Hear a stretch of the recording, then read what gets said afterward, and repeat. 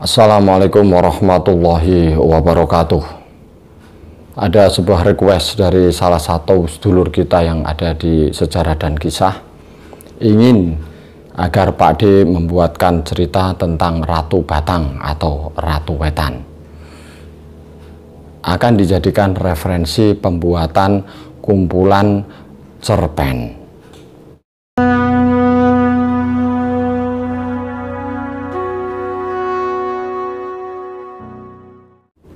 Beliau juga ngendika bahwa salah satu video di channel Sejarah dan Kisah, yaitu senopati-senopati yang memimpin penyerbuan ke Batavia, sudah dijadikan referensi dalam pembuatan kumpulan cerpen tersebut. Mudah-mudahan nanti kalau buku kumpulan cerpennya sudah jadi, kita diberi kesempatan untuk ikut menikmati atau membacanya. Baik, langsung Pak D mulai saja. Kisah Ratu Batang. Sebenarnya dalam lidah Jawa membacanya itu Ratu Batang, seperti orang Jawa kalau menyebut Bojonegoro, Bandung, dan seterusnya. Ratu Batang itu memang berasal dari Kabupaten Batang di Jawa Tengah. Kabupaten Batang itu letaknya di antara Kabupaten Kendal dan Kabupaten atau Kodia Pekalongan. Meskipun ada beberapa cerita asal-usul Kabupaten Batang itu dari kata batang, itu ada batang yang mati atau bangkai, wallahu alam. Tetapi biasanya orang menyebutnya memang Batang. Ratu Batang atau dikenal dengan nama Ratu Wetan adalah garwa selir dari Sultan Agung Hanyokro Kusumo. Garwa selir ya. Garwa patni atau permaisurinya itu adalah Ratu Kulon. Ratu Kulon itu bernama Ratu Mas Tinumpak sebutannya, yaitu putri dari Sultan atau Penembahan Ratu Cirebon yang keempat. Ratu Kulon permaisuri mempunyai seorang putra yang bernama Raden Mas Sahwawrat atau Pangeran Alit. Ada di video itu pemberontakan Pangeran Alit. Sementara Ratu Batang atau Ratu Wetan ini mempunyai putra yang bernama Raden Mas Saidin. Kelak Raden Mas Saidin inilah yang akan menjadi Sunan Amangkurat I. Di video Runtuhnya Mataram itu juga ada yang menceritakan Sunan Amangkurat I. Siapakah Ratu Batang? Apa kiprahnya? Ratu Batang itu adalah putri dari Adipati Uposonto. Adipati Uposonto itu adalah adik dari Adipati Manduro Rejo. Adipati Uposonto dan Adipati Manduro Rejo adalah putra dari pangeran atau Adipati Manduro. Ada yang menyebut Adipati Maduro. Adipati Maduro itu putra dari Ki Juru Mertani atau Adipati Mondoroko. Jadi Ratu Wetan atau Ratu Batang di versi resmi Kabupaten Batang itu namanya adalah Nyai atau Raden Ayu Prahilo. Nah, ini beda dengan channel lain insya Allah ya. Raden Ayu Prahilo itu adalah buyut dari Ki Juru Mertani.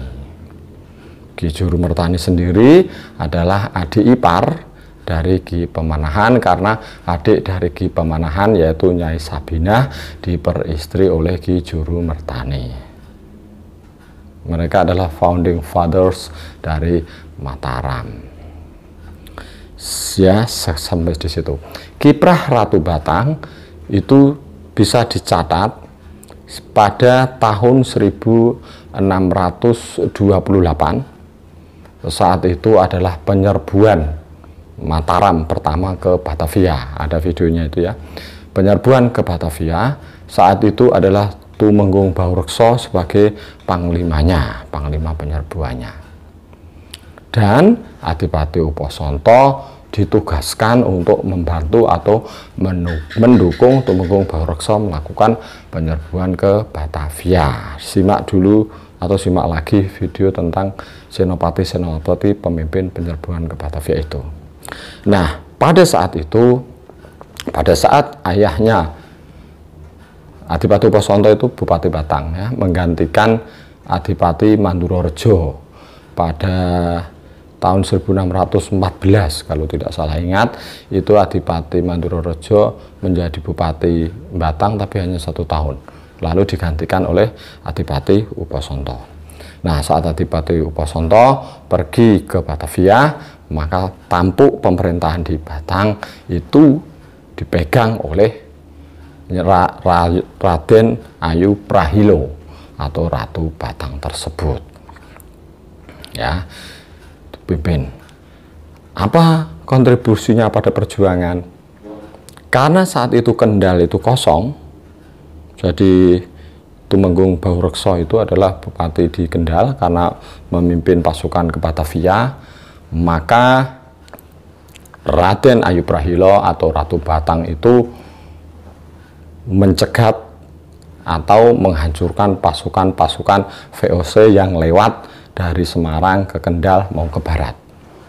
Selain itu, beliau juga menyediakan sarana logistik bagi perjuangan-perjuangan dari prajurit-prajurit Mataram yang ada di wilayah tersebut. Oke. Nah, saat berada di istana sudah menjadi istri dari Sultan Agung Hanyokrokusumo, Ratu Batang atau Ratu Wetan ini dikenal sebagai pribadi yang tegas dan keras. Maklum, beliau adalah putri dari Adipati Uposonto. Adipati Uposonto adalah perwira tinggi militer di Mataram. Meskipun akhirnya nasibnya Mandurorejo dan Uposonto itu dihukum mati oleh Suroh Agul-Agul, ya, Jaksa Agung Mataram Suroh Agul-Agul, karena dianggap gagal pada penyerahan pertama. Suroh Agul-Agul kemudian juga dihukum karena Kanjeng Sultan Agung menolak, menyatakan memerintahkan untuk menghabisi Uposonto dan Mandurorejo. Kanjeng Sultan waktu itu berdalih yang dihukum adalah anak buahnya. Tegas, keras, kalau bicara apa adanya. Ya, kalau berbicara apa adanya.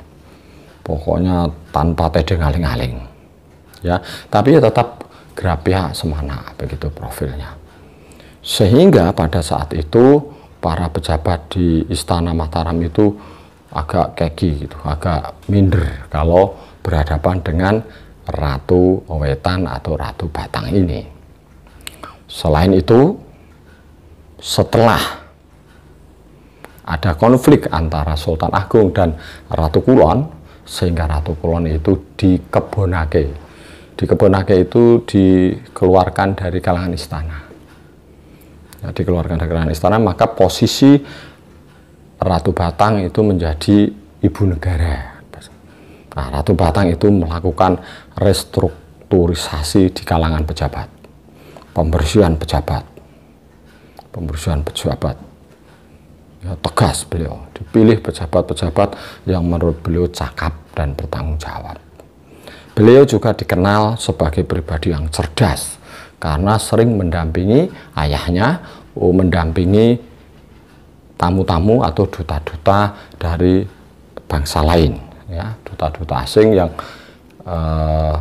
datang itu didampingi, yang menghadap didampingi oleh Adipati Uposonto itu, sang putri juga ikut di situ.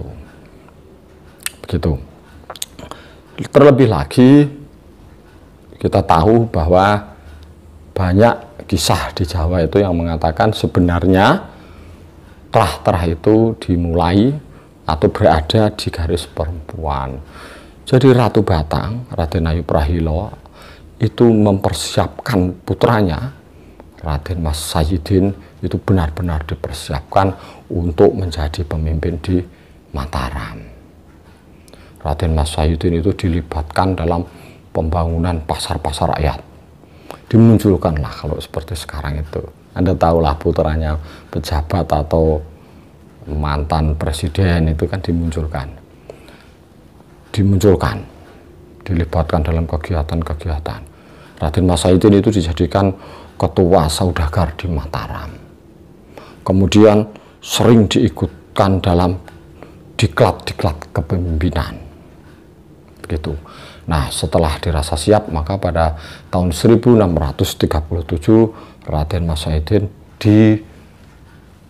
dikeluarkan, ya, Raden Mas Saidin ditampilkan ke publik sebagai putra mahkota. Awalnya putra mahkotanya itu adalah Raden Shah Uwawrat atau Pangeran Alit itu, karena berasal dari permaisuri atau garwa Padmi.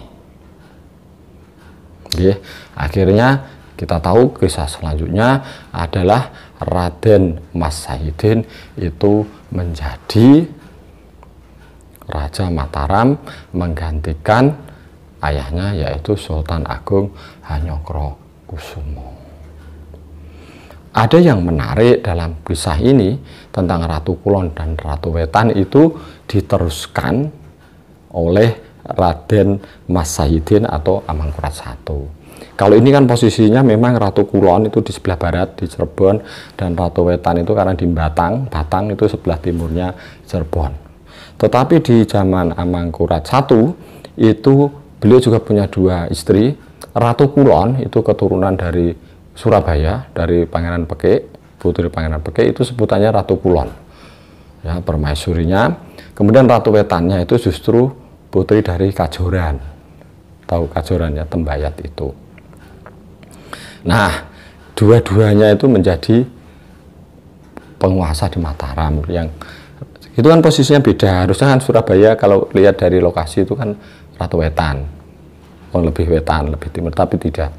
Jadi Ratu Wetan di zaman Amangkurat I, jangan bingung ya, itu melahirkan Raden Rahmat, nanti jadi Amangkurat II, yang ada konflik itu di runtuhnya Mataram. Kemudian yang Ratu Wetan dari Kajoran itu yang melahirkan Raden Mas Derajat atau Pangeran Puger, nanti menjadi Pakubuwono I. Itu yang di Wahyu Gagampret, ya. Meskipun ya begitulah, katanya Wahyu Gagampret itu simbol hanya garis perempuan dan seterusnya. Wallahu a'lam. Sultan Hamengkubuwono ke-10 ketika berkunjung ke Kabupaten Batang beberapa waktu yang lalu mengatakan bahwa beliau itu masih keturunan dari Batang. Ya, seperti itu tadi silsilahnya. Hal kedua yang menarik adalah Sultan Agung itu meniru atau yang dilakukan itu sama atau mirip dengan yang dilakukan oleh Panembahan Hanyokrowati atau Mas Jolang, ayahnya. Zaman Mas Jolang itu sebenarnya beliau sudah punya permaisuri Raden Ayu Tulungayu atau Lung Ayu dari Ponorogo yang melahirkan Raden Martapura. Raden Martapura itu, dan di sisi lain juga mempunyai istri putri dari Pangeran Benowo, Banowati, yang melahirkan Mas Rangsang atau Sultan Agung itu, ya. Pada Dewi Tulungayu, Panembahan Hanyokrowati sudah berjanji menjadikan permaisuri. Itu ada ulasan, katanya sebenarnya suksesi peralihan kepemimpinannya tidak seperti itu. Kalau itu kan versinya Raden Martapura itu mempunyai penyakit, kemudian masih kecil, dinobatkan sehari, tidak ada sehari, kemudian diganti oleh Mas Rangsang. Tetapi ada versi yang mengatakan itu hanya ya pujangga-pujangga keraton lah yang membuat seperti itu. Jadi yang menjadi raja bukan anak dari permaisuri. Sama seperti di sini. Jadi yang menjadi raja itu bukan Pangeran Alit, tetapi yang menjadi raja adalah Raden Mas Saidin, putri dari Ratu Batang. Ya, kalau di Jawa itu namanya mencari bibit, ya. Trahing kusumo rembesing madu, wijine ngatopo Tedaing Andoko Ware, nah, gitu ya, keturunan bangsawan. Terus kemudian apa? Jang Atopo itu berarti wijining Atopo pertama, atau kalau sekarang ulama kiai, kemudian dari keturunan yang baik-baik. Seperti itu. Jadi itu kisah mengenai Ratu Batang atau Ratu Wetan. Mudah-mudahan sudah cukup banyak, karena kiprahnya memang seperti itu. Nanti kita perkaya lagi di kolom komentar. Saya itu sudah memikirkan akan ada pertanyaan yang sulit saya jawab. Sudah saya riset tidak ketemu. Ya mudah-mudahan tidak ada pertanyaan itu. Terima kasih. Alhamdulillah sekarang jam tidak terlalu larut. Ini saya sedang lembur. Alhamdulillah, insya Allah besok Rabu sore, saat Rabu sore itu malam 1 Muharram 1 Suro, kata Mas Faiz, saat Jamas Pusoko, mudah-mudahan bisa upload video. Terima kasih untuk semua pandemen sejarah dan kisah. Mohon maaf sebesar-besarnya. Terima kasih dukungannya. Assalamualaikum warahmatullahi wabarakatuh.